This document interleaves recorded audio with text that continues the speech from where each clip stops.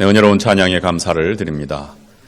우리 오늘은 감사절기, 추수감사절 직전 주일을 지키지만 지난 엊그제 우리 프랑스 파리에서 일어난 큰 테러 사건 때문에 전 세계가 지금 많은 애도의 물결과 또 우리도 타겟이 되지 않을까 하는 그런 공포의 나날을 보내고 있습니다.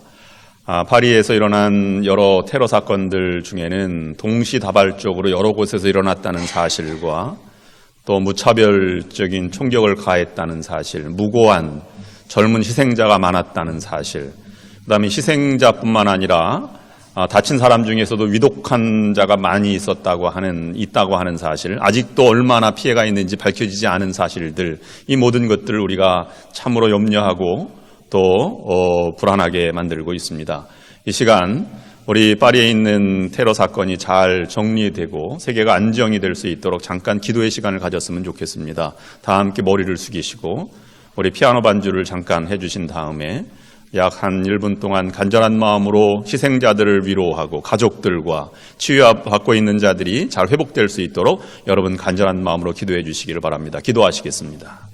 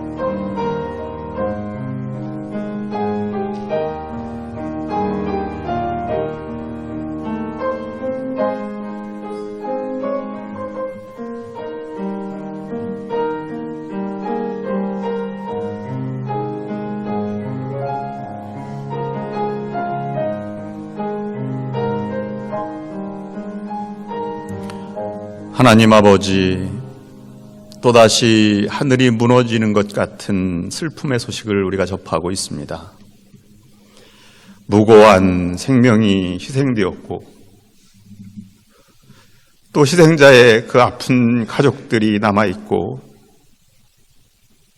또 큰 상처를 입은 이들과 사경을 헤매는 이들이 있습니다. 하나님, 이러한 혼란과 공포로부터 하나님 이 세계를 지켜주시고 더 이상 악마의 짓거리를 멈출 수 있도록 주님께서 은총을 베풀어 주시옵소서. 우리는 하나님께 기도를 드릴 수밖에 없습니다. 하나님, 또다시 우리가 큰 공포와 피해를 당하지 않을까 염려하는 마음도 있습니다. 하나님, 이러한 어려운 시기에 하나님 은총을 베풀어 주시고 참으로 기도하는 이들의 기도의 음성을 들어응답하여 주셔서 모든 어려운 시기가 극복될 뿐만 아니라 저들이 위로가 되게 하여 주시고 상처가 치유되게 하시고 이전의 상태로 온전히 회복되어 나갈 수 있도록 인도하여 주시옵소서. 감사의 계절에 그래도 하나님, 이렇게 하나님 앞에 무릎 꿇고 기도하게 하시니 감사를 드립니다. 하나님, 오늘 우리에게 위로하여 주시고 하나님의 음성을 들려 주시옵소서. 또한 살아있는 동안 우리가 믿음을 가지고 하나님의 자녀로 천국의 소망을 갖게 하신 것을 감사를 드립니다. 아이로부터 노인, 초신자로부터 목회자, 어렵고 힘들어 눈물겨운 사연을 가진 사람부터 뛸 듯이 기쁜 소식을 가진 모든 이들, 아버지 하나님, 이 자리에 함께 앉아 예배를 드립니다. 우리의 기도를 들어응답하여 주시고 우리 예배를 받아 주시옵소서. 예수 그리스도의 이름으로 간절히 기도드립니다. 아멘.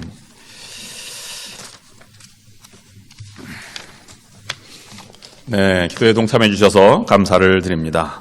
오늘 11월 15일 감사절 감사의 달 세 번째 주일 아침에 나와 예배드리는 여러분들을 주님의 이름으로 환영합니다. 오늘 예배드리는 여러분 각자에게 주님이 주시는 한없는 은총과 축복이 가득하시기를 주님의 이름으로 축원합니다.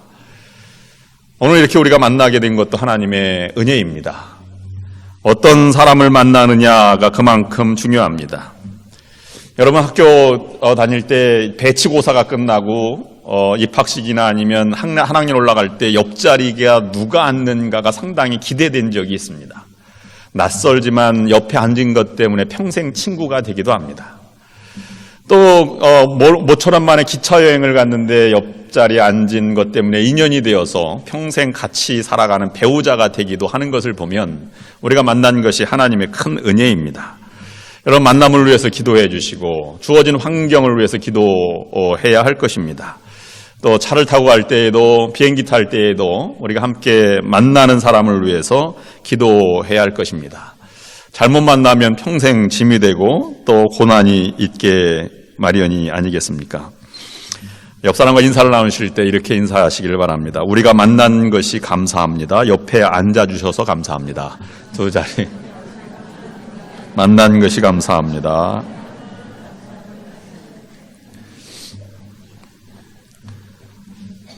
네, 여러분의 만남이 아름다운 만남이 이어지기를 주님의 이름으로 간절히 축원합니다. 이제 우리가 추수감사절기를 보내고 있습니다. 추수감사절기부터 크리스마스까지는 빅 할러데이 시즌이 시작이 되는데 가족이 모여서 함께 정을 나누고 또 음식을 나누고 함께 이야기꽃을 피우면서 가정의 우애, 친구들의 우애도 돈독해지는 이번 할러데이 시즌이 될 수 있기를 주님의 이름으로 축원합니다. 어떻게 보면 우리는 기쁘지만 칠면조들은 희생을 당하는 때이니까 칠면조가 고난당하는 때이기도 합니다. 올해는 조류독감 때문에 한 5천만 마리 살처분했다는 소식 때문에 칠면조가 좀 약간 값이 올라갈 것이라고 하는 예측도 나온 적이 있습니다. 어떤 목사님이 칠면조 예화를 들면서 오늘날의 세대를 칠면조 세대라 이렇게 말씀하신 예화가 있습니다. 칠면조는 우리에 하나 가두고 키우다 보면 등에 한 마리 칠면조가 상처를 입으면 모든 칠면조들이 그 상처받은 칠면조를 쪼아댄다고 합니다. 언제까지 쪼아대냐 하면 죽을 때까지. 근데 중요한 건 쪼아대는 칠면조는 자기가 등에 쪼아대는 걸 고통을 모른다고 합니다. 그래서 죽어간다고 하는 것이지요. 오늘날 우리가 한 사람이 약점이 잡히면 그냥 달려들어서 쪼아대려고 하는 세대를 비판하면서 이와 같은 세대가 칠면조 세대가 아닌가 하는 그러한 목사님이 하신 말씀이었습니다. 우리는 그런 사람이 아니라 그리스도의 피로 구속받은 사람들입니다. 새로운 영, 새로운 피조물이 되어서 아플 때 서로 위로하고 서로 기도해주고 함께 고통을 나누며 살아가는 우리들입니다. 그런 사회 속에 함께 새 생명이 일어나고 새로운 구원의 물결이 일어나는 우리 상하한국인연합감리교회와 여러분들의 삶이 될 수 있기를 주님의 이름으로 축원합니다. 제가 광고에 실었는데요. 다음 주가 되면 여기 재단에 이제 햇곡식, 햇과일, 채소들이 올라와서 재단을 장식할 텐데 아름답게 정성스럽게 준비해 주시기를 바랍니다. 제가 그 감을 가지시고 제단 장식하시는 분은 감사한 마음으로 예배를 드리는 사람으로 믿겠습니다. 배를 제단에 드리는 분은 배나 감사한 사람인 줄로 믿고 제가 그렇게 기도를 드리겠습니다. 이번 감사절기는 풍성한 그러한 제단 장식과 그 과일들을 함께 주변 관공서와 함께 나누며 또 추수감사절기를 정으로 나누는 시간이 되었으면 좋겠습니다. 오늘 감사절기를 준비하면서 저는 데살로니가전서 5장 16절부터 18절까지 있는 말씀을 함께 묵상하며 감사의 마음을 함께 묵상해 보기를 원합니다. 특별히 18절만 오늘 봉독해 드렸는데요. 16절부터 18절까지 있는 말씀은 여러분들이 이미 다 암송하고 계신 것이기 때문에 제가 무례하게도 여러분 다 함께 암송하기를 요청해 드립니다. 항상 기뻐하라 그부터 하나님의 뜻이니라까지 여러분 다 함께 시작. 항상 기뻐하라. 쉬지 말고 기도하라. 범사에 감사하라. 이는 그리스도 예수 안에서 너희를 향하신 하나님의 뜻이니라. 암송해 주셔서 감사합니다. 잔 웨슬리 목사님은 이 말씀을 묵상하면서 이 상태가 가장 최고의 신앙의 경지에 들어간 상태다. 또는 인간적으로 말하면 가장 행복한 상태다. 또는 성숙도로 말하면 가장 신앙이 성숙된 사람들의 모습이 바로 항상 기뻐하고 또 쉬지 말고 기도하고 범사에 감사하는 사람이라고 묵상하였습니다. 저는 왜 그럴까를 묵상을 해보았는데요. 그것은 지나간 과거가 아니고 앞으로 미래에 다가올 하나님의 은혜와 축복과 기쁨이 아니고 지금 하나님과 더불어 살아가며 하나님이 주시는 은혜로 감사하며 살아가는 지금 현장을 이야기하고 묵상하기 때문에 이것이 최고의 상태다 이렇게 말씀하시는 것이 아닌가 하는 생각을 묵상을 해보았습니다. 또 한 가지는 기뻐하는 것은 나로부터 시작하고 내면으로부터 시작하는 것입니다. 그 다음에 기도하는 모습은 옆 사람이 함께 보고 좋은 이미지입니다. 그리고 감사하는 것은 표면적으로 나타나는 표현 양식입니다. 내 믿음이 우리의 신앙생활이 내면부터 충실하여서 출발하지만 우리의 주변과 또 표현까지도 객관적으로 증명되는 것까지 나아갈 때 그 신앙이 올바른 신앙이라 하는 것을 묵상해 보았습니다. 여러분 항상 기뻐하라고 하는 말에 항상 기뻐한다는 말에 기뻐한다는 표현을 생각해 보시기 바랍니다. 내가 기뻐하는 건 내 마음이 기쁜 거예요. 내 마음이 기뻐하지 않으면 기쁨을 느낄 수 없습니다. 그런데 그 내면적인 모습을 다른 사람이 볼 수도 있습니다. 저 사람은 참 기쁜가 보다, 좋은 일이 있나 보다 라고 생각을 하기도 합니다. 그러나 누구도 그 기쁨의 깊이와 넓이와 풍성함은 제3자는 알 수 없는 것입니다. 그렇습니다. 신앙의 출발은 자기 내면으로부터 시작되는 것입니다. 두 번째로 쉬지 말고 기도하라고 하는 것은 지금 쉬지 말고 기도하고 있는가 하는 것도 중요하지만 그것은 내 주변에 나타나는 좋은 이미지가 아닐까 하는 생각을 묵상해 보았습니다. 여러분들도 다 가지고 계시고 여러분도 경험이 있으시고 고백하시는 것이지만 우리의 어머님은 기도하시는 분이셨습니다. 물론 기도만 하셨겠습니까만은 그래도 늘 자녀를 위해서 교회를 위해서 기도하는 분이 우리의 어머니셨습니다. 그 이미지가 그렇게 남은 것이지요. 기도하는 모습은 주변 사람들에게 아름다운 것으로 푸근함으로 나타납니다. 그래서 가족이 알고 주변 교우들이 압니다. 누가 기도하시는 분인지 우리는 다 알고 있습니다. 쉬지 않고 기도하시는 분들은 쉬지 않고 인내하시는 분입니다. 또 쉬지 않고 사랑하며 기다려 살아가는 분들입니다. 지난주에 묵상한 오래 참음의 열매도 기도로 완성되어져 가는 것과 마찬가지로 내적인 능력을 기도로 얻기 때문에 그런 것입니다.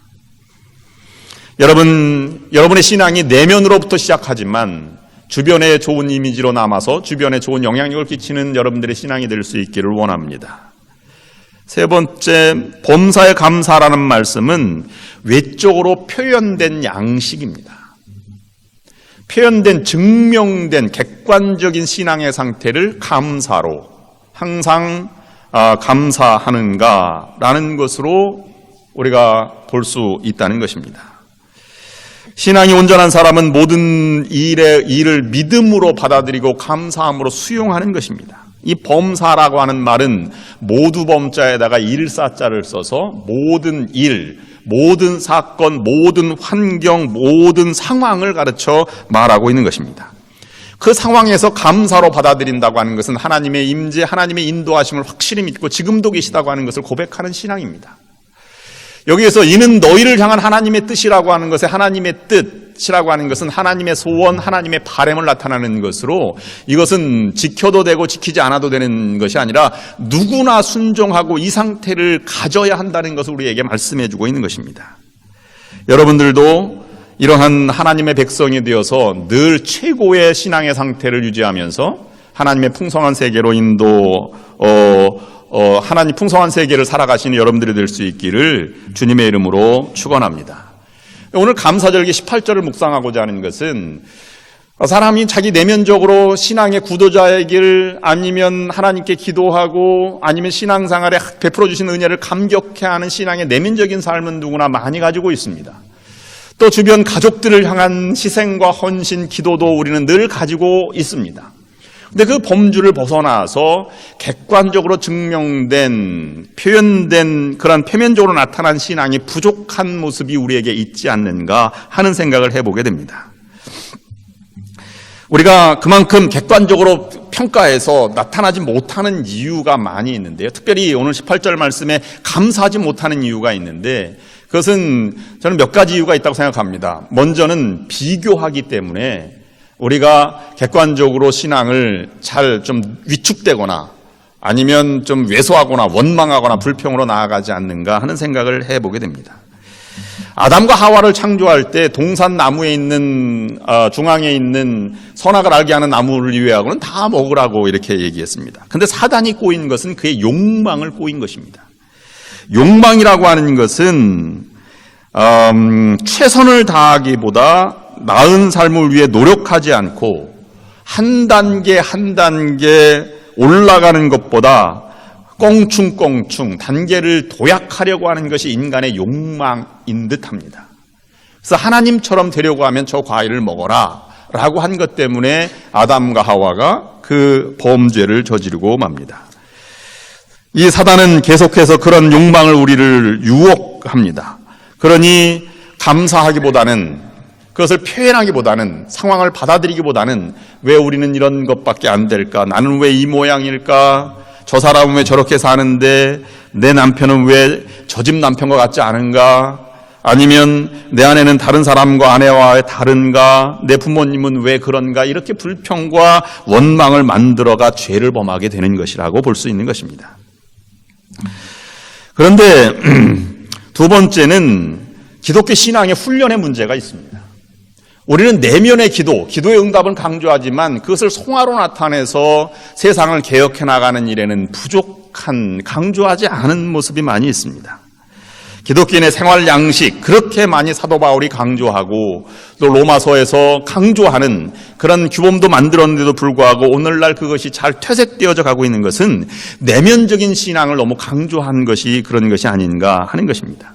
성경에 보면 이 감사하라, 내 신앙을 표현하라 라고 하는 것이 절기 때마다 나오고, 예수님도 감사하는 자의 비유를 들어서 그렇게 많이 표면적으로 감사하는 자가 진정으로 중요하다라고 하는 것을 선한 사마리아 사람 또는 문둥병 걸려서 돌아온 사마리아 사람을 통해서 그렇게 얘기하는 것을 우리가 살펴볼 수 있다는 것입니다. 성자 어거스틴은 말하기를, 고린도전서 13장 13절 말씀을 말하면서 그런즉 사랑, 소망, 믿음, 소망, 사랑, 이 세 가지는 항상 있을 것인데 그 중에 제일은 사랑이라고 하는 것에서 한 가지를 덧붙여야 한다고 말했는데, 보탠다면 감사를 덧붙여야 된다 이렇게 말했습니다. 미국의 2차 대전 이후에 최고의 윤리학자, 신학자인 라이놀드 니버도 기독교의 덕망을 믿음, 소망, 사랑이라고 얘기하는데 한 가지 감사도 추가해야 된다라고 이야기하기도 하였습니다. 디모데후서 3장 1절부터 5절까지의 말씀에 말세에 도덕적인 타락하는 자들이 나타날 터인데 그 타락적인 증거 중에 하나가 감사를 잃어버린 세대다, 이렇게 분명하게 이야기하기도 하였습니다. 오늘날 나의 삶을 돌아보면 감사가 많을까요? 불평과 원망이 많을까요? 감사가 많다면 우리는 아직도 하나님의 은혜를 살아가는 사람일 것입니다. 원망과 시비가 있다면 아마 그것은 우리가 잘 훈련받지 못한 성숙돼 나가야 하는 과정 중에 있는 사람일 것입니다. 다음으로 세 번째로는 우리가 감사를 잃어버리는 것은 본성에 충실하기 때문입니다. 즉 본성은 타락한 본성에 충실하기 때문에 우리가 감사를 잃어버리고 신앙을 잃어버린다고 볼 수 있는 것입니다. 이 감사하는 것은 좋은 점을 보는 것이지요. 그리고 하나님의 은혜를 바라보는 것입니다. 근데 사람은 처음 만났을 때, 선입견일 때 좋은 점도 있지만 나쁜 점이 먼저 보이게 되어 있습니다. 왜 그러냐 하면 인간의 본성은 원죄 이후로 타락된 본성을 가지고 태어나기 때문에 그렇습니다. 그래서 남의 눈에 티는 잘 보이는 법입니다. 그런데 예수 그리스도의 피로 새로운 피조물이 된 성도는 하나님의 자녀가 되었고 구원받은 자입니다. 구원받은 자를 사도 바울은 그런즉 새로운 피조물이 되었다고 말했는데 새로운 창조가 이루어졌다는 말입니다. 즉 타락한 본성이 벗어나서 구원받은 자는 그리스도의 피로 하나님의 성품으로 거듭났다고 하는 것을 말하고 있는 것입니다. 그러므로 다른 사람의 단점과 불평과 원망이 보이면 타락한 본성에 충실한 것이고요. 다른 사람의 사랑의 모습이 보이면 하나님의 성품에 충실한 거듭난 자의 성품을 가지고 살아가는 사람이라고 볼 수 있는 것입니다. 그러므로 여러분의 삶을 한번 판단해 보시기를 바랍니다. 오늘 여러분들이 아침에 눈을 떴을 때 감사했는지, 아니면 꽃을 볼 수 있어서 바람을 느낄 수 있어서 살아있음에 대해서 감사하는지 다시 한번 우리가 불러 생각해 보아야 할 것입니다. 하나님의 성품이 그냥 일어나지 않습니다. 잔 웨슬리는 그것을 깨우기 위해서 날마다 매 시간마다 반복해서 내가 하나님 앞에 성품에 충실하는가를 묵상한다고 하였습니다. 그래서 종도 시계도 알람도 가지고 다녔다 하는 이야기도 있습니다. 우리가 하나님의 성품이 타락한 본성으로 그냥 흘러가지 않도록, 그냥 다시 퇴보하지 않도록 늘 경책하고 성경을 읽고 기도하며 예배를 드리며 찬양을 누리며 우리가 거듭 반복해서 일깨워야 한다는 것입니다. 예수님이 요한복음 5장 13절 말씀에서 하나님께서 일하시니 나도 일한다고 하는 것은 그의 사랑의 사역 아니면 도와주고 치유하는 사역을 가르쳐 말한 것뿐만 아니라 하나님의 하는 긍휼하는 마음, 사랑하는 마음까지도 이 마음의 상태도 하나님의 일로 얘기한 것입니다. 그래서 그런 하나님의 일을 우리가 하나님의 성품을 가지고 살아갈 수 있도록 늘 경책하고 깨어나야 하는 것입니다. 2차 대전 끝난 다음에 도시의 한 거리에는 피폐하기로 말할 수 없었습니다. 6.25 사변 이후에 여러분 우리의 삶이 얼마나 곤고하였습니까? 저는 6.25를 경험하지 않았습니다만은 먹을 것이 없고 배고파 입을 것이 없어서 얼마나 많은 서러움과 쓰라림을 경험했습니까? 2차 대전 이후에도 마찬가지입니다. 미국에서도 아직도 시골에 가면 코요테라든지 아니면 다람쥐를 잡아먹는 마을들이 많이 있습니다. 도시에는 물론 그것이 팔지 않지만 시골 마켓에는 파는 경우도 있습니다. 30년대 대공황 이후로 그것을 많이 먹고 초근 목피를 하는 시절이 있었다고 합니다. 독일 한 거리에서 피폐한 아이들이 굶주리고 있는 것을 어느 노 부부가 매일같이 빵을 만들어서 큰 소쿠리에 담아놓고 늘 같은 수의 빵을 같은 아이들이 가져가도록 그렇게 하였습니다. 아이들은 물론 빵이 있는 것을 보고 어떤 빵을 고르겠습니까? 가장 크고 가장 먹음직스러운 것을 골라가지 않겠습니까? 그런데 하나이만은 예외였습니다. 맨 마지막에 누구도 가져가지 않은 못생기고 작은 빵을 가지고 가는 것이었습니다.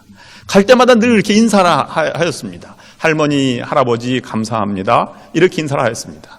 이것을 눈여겨본 할아버지 할머니가 좋은 제안을 하나 하였습니다. 가장 못생기게 만든 작은 빵에다가 그 말을 넣고 편지를 썼습니다. 이것은 감사할 줄 아는 아이에게 주는 내 작은 선물이란다. 그날도 그것을 어김없이 그 아이가 가져가게 되었고 그 감사의 은혜를 얻게 되었다고 하는 것입니다. 우리도 하나님의 은혜에 감사하면 하나님이 은혜가 주는 풍성한 세계로 나아갈 수 있습니다. 그것을 하나님이 기대하시고 하나님이 소원하시는 것이라고 하는 것입니다. 이스라엘 백성들은 광야에서 원망으로 그 가나안 땅에 들어갈 수 없게 되었지만 그러나 하나님은 그들을 말고 감사하는 세대를 통해서 하나님의 나라를 이루어 가게 된 것입니다. 오늘 시편 138편도 그러면 이렇게 본성에 하나님의 성품에 충실한 신앙인이 하나 있다면 그것을 표현한 사람이 다윗이라고 한다면 다윗이 표현한 감사의 시편이 시편 138편입니다. 138편에는 1절 말씀에 내가 전심으로 주께 감사하며 신들 앞에서 주께 찬양하리이다 라고 선포하는 장면이 나옵니다. 시편 138편에 나온 다윗의 감사는 크게 두 가지입니다. 하나는 지금까지 곤고한 날 중에 베풀어 주신 은혜가 얼마나 큰지를 감사하고 또 한 가지는 지금 이 순간에도 하나님이 7절 말씀에 나와 있듯이 힘을 주시고 나에게 능력을 주시는 것 때문에 얼마나 감사한지 다시 일으켜 세워주실 하나님을 생각하니 너무나 감사하다고 하는 지금 감사하는 것을 여기서 말하고 있는 것입니다. 히브리어로 감사라고 하는 것을 단어를 풀이해보면 기억한다는 뜻이 내포되어 있습니다. 옛날을 기억하고 지금 하나님이 함께 하심을, 하나님의 은혜를 감사한다는 표현이 담겨져 있는 것입니다. 하나님의 성품을 닮은 사람은 삶의 태도가 다르게 살아가는 사람입니다. 제가 어제 묵상한 말씀인데요. 사람이 살아가는 데에는 어릴 때도 마찬가지고 나이가 들면서도 흘러가는 방향이 있습니다. 아마 가장 좋지 않은 삶의 태도 중에 하나가 집착이 아닐까 생각을 해보았습니다. 사람은 집착하는 경향이 있습니다. 어릴 때에는요, 내 물건, 내 소유, 내 친구, 내 물건, 내 방. 그래서 녹화하지 않고 아이 방 들어갔다가는 큰일 나죠. 자기 것에 강한 집착을 갖습니다. 근데 나이가 들면 들수록 내 것에 집착이 아니라 남의 것을 집착하는 경우가 있습니다. 그래서 문제를 일으키게 됩니다. 집착한다고 내 것이 결코 되지 않습니다. 그걸 놓아버리는, 사도 바울처럼 배설물처럼 놓아버리는 것이 얼마나 중요한지를 우리에게 깨닫게 됩니다. 여러분, 3대 잘못된 여자가 있답니다. 며느리를 딸로 착각하는 여자, 사위를 아들로 착각하는 여자, 그 여자의 남편을 아직도 자기 아들로 착각하는 여자랍니다. 아들은 사춘기가 되면 남남이 되고요, 군대에 가면 손님이 되고 장가 가면 사돈이 된답니다. 아들을 낳으면 일촌, 대학 가면 사촌, 군대 다녀오면 팔촌, 장가 가면 사돈의 팔촌, 애를 낳으면 동포, 이민 가면 해외 동포. 장가 간 아들은 희미한 옛사랑의 그림자, 며느리는 가까이 하기엔 너무 먼 당신이랍니다. 자녀들 자라나는 세대는 우리의 소유물이 아니고 집착의 대상이 아닙니다. 그러면 살아가는 사람 중에 또 한 가지는 집중하는 사람입니다. 집중하는 것이 집착보다 훨씬 더 중요한 삶을 살아가는 것이죠. 한 가지 일에 집중하되 집중에 온 목숨을 걸고 있습니다. 근데 잘못된 데 집중하면 집안 다 말아먹지요. 카메라에 집중하면 여자 아이들도 떠나고 아내도 떠나고 렌즈만 남는다, 이런 얘기도 있습니다. 아무리 노력해도 잘 안 되는 부분에 집중하는 경우도 많이 있습니다. 근데 집중하는 것은 중요한 일입니다. 어떤 일에 최선을 다해서 집중하는 것이죠. 근데 어떻게 보면 집중하는 것도 올바른 삶의 태도는 아니라고 볼 수 있습니다. 집중하되 자기의 삶의 본성, 하나님이 원하시는 하나님의 성품에 참여하는 최선을 다하는 것입니다. 집중하되 진지하게 결과를 하나님께 맡기고 살아가는 사람이 올바른 삶의 태도가 아닌가 하는 생각을 해봅니다. 집중보다 더 중요한 것은 하나님 앞에 진지하게 살아가되 하나님께서 이루어질 것을 소망하며 인내하며 살아가는 삶의 태도인 것입니다. 그래서 하나님의 본성, 일깨우신 본성에 늘 경책하며 주어진 사명에 최선을 다하는 사도 바울처럼 아무리 고난과 힘이 들어도 그 길을 포기하지 않고 걸어가는 사람처럼 나를 긍정하고 주어진 삶을 긍정하고 환경을 긍정하고 우리의 현실을 긍정하면서 진지하게 하나님의 뜻을 이루어가는 삶이 아름다운 삶입니다. 그곳에 기적이 있고 그곳에 능력이 있는 것입니다. 손가락이 3개인 남자가 있었습니다. 1944년 일본 히로시마에서 있었던 일입니다. 4명의 남자아이들이 길거리에서 모닥불을 피워놓고 고구마를 구워 먹고 있었습니다. 그런데 그 길에 트럭이 있었는데요. 트럭이 후진하면서 트럭 운전사가 아이들을 보지 못한 것입니다. 아이들을 보지 못한 그 트럭이 막 오면서 이 3명의 아이는 트럭 소리를 듣고 도망갔는데요. 마지막 고구마를 집으려고 들어갔던 한 아이는 너무 어리기 때문에 트럭에 자동차에 깔렸어요. 그리고 오른손은 트럭 바퀴에 깔렸습니다. 운전사가 내려보니까 이미 아이가 피를 철철 흘리고 심하게 다쳐있고 화상도 입은 것을 발견하였습니다. 어머니에게 급하게 아이들이 연락해서 부모님이 오셨는데요. 부모님은 너무 가난했고 힘들었습니다. 아버지는 한국에 고향 간다고 갔던 그런 시기였습니다. 그런 시기에 그는 이 병원의 이머전시 룸에서 자기의 순서를 기다렸는데 몇 시간 기다려도 자기 순서가 오지 않았습니다. 나중에 알았습니다. 누구도 받아주지 않는 제1동포 한국인이었다는 사실을 뒤늦게 알았기 때문입니다. 치기의 시를 놓쳤고요. 그 다음에 그냥 임시로 처방하고 초등학교 4학년 때에 대해서 재봉합수술을 받게 되는데 이미 조직이 다 없기 때문에, 근육이 없기 때문에 엉덩이 살 붙여도 가망성이 없다고 해서 수술을 포기하게 되었습니다. 누님은 1945년 히로시마 원폭 때 희생을 당했고 가정은 이미 다 파탄냈습니다. 근데 그 아이에게 유일한 꿈이 하나 있었는데 야구 선수가 되는 것이 꿈이었습니다. 그래서 오른손이 이렇게 마비된 손으로 수술 끝난 다음에 오른손으로 할 수 없으면 왼손으로라는 그런 그 슬로건을 가지고 왼손으로 타자 연습을 계속했습니다. 오른손이 너무 약해진 것 때문에 세 손가락밖에 없는 오른손으로 배를 연구해서 거꾸로 치는 연습을 수만 번을 연습했습니다. 그리고 드디어 야구 선수가 되었습니다. 1981년도에 은퇴한 일본의 제1동포 야구인 장훈 선수 이야기입니다. 사진에 보이시는 저 선수가 장훈 선수입니다. 한 더 순서를 옆에 사진을 돌려보면 손이 이렇게 붙어 있는 것을 볼 수가 있는데요. 이게 붙은 손으로 쳤는데 평생 3081안타, 평균 타율 3할 1푼 1리. 그 위키 사전에는 야구 역사상 최다 안타를 기록한 타격의 신, 제1교포 스포츠인의 살아있는 신화이자 전설, 치명적인 손가락 장애와 극심한 가난, 참혹한 한국인 차별을 극복하고 일본 최고의 야구 선수라는 자리를 정복한 인간 승리의 모범이자 위대한 야구인이라고 기록하고 있습니다. 그는 야구 천재라고 불리웠지만 사실 알고 보면 그는 장애인이었습니다. 그가 한 명언이 이런 명언이 있었습니다. 한 번 떠났으면 뒤를 돌아보지 말아라. 기웃거리지도 말아라. 차라리 사내라면 신발끈, 질끈 묶고 다시 뛰어라. 자신의 가치를 더 높이는데 주력하라. 여러분, 자신의 삶의 처지는 힘들었습니다.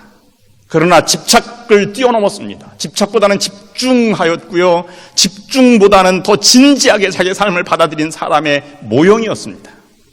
우리는 세상 사람과 다른 존재입니다. 거룩한 본성으로 다시 거듭 태어난 하나님의 성품을 가지고 있는 새로운 피조물입니다. 그러면 우리도 하나님의 성품을 끊임없이 일깨워야 합니다. 내 가치를 높이기 위해서, 하나님의 뜻이 나타나기 위해서, 하나님의 은혜의 풍성한 세계로 나아가기 위해서 우리는 끊임없이 노력하는 것이 표면적으로 나타나는 범사에 감사하는 객관적으로 증명되는 삶의 모습으로 나아가는 길입니다. 송명희 시인, 장애인 시인이, 뇌성마비 장애인 시인이 범사에 감사라는 시를 이렇게 지었습니다. 감사절에만 감사하는 자여 범사에 감사하라. 고난중 안에만 주의 고난을 기억하는 자여 주 죽으심을 언제나 기억하라. 위급할 때만 기도하는 자여 쉬지 말고 기도하라. 기쁠 때만 기뻐하는 자여 항상 기뻐하라. 여러분의 마음이 지금 항상 기뻐하고 쉬지 말고 기도하는 범위를 넘어서 정말 범사에 감사하는 세계로 나아가고 있습니까? 감사하는 마음으로 객관적으로 증명되는 살아있는 기적을 만들어가는 여러분의 하나님의 은혜의 세계를 펼쳐가는 여러분 모두가 될 수 있기를 주님의 이름으로 축원합니다.